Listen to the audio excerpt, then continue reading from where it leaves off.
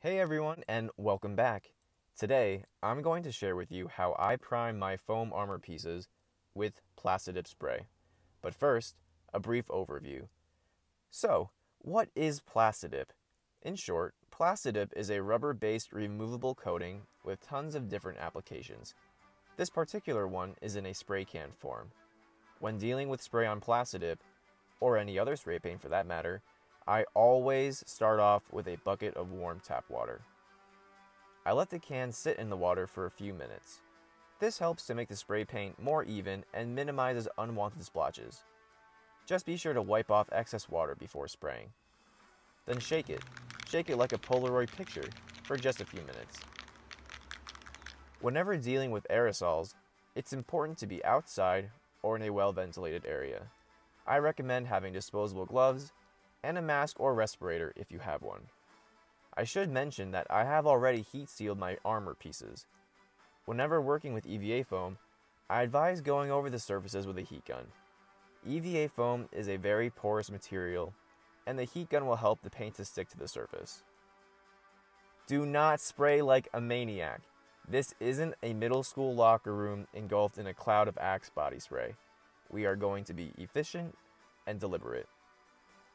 Your spray distance shouldn't be too close or too far. I don't use an exact measurement, but generally a little longer than a can's length will be fine. To start, begin to spray next to your foam rather than directly onto it. This helps to ensure a more even coverage as your hand moves from side to side. Repeat this in slow controlled paces, making sure to cover all surfaces. The first coat of paint should be pretty thin, just enough to prep the surface for future coats.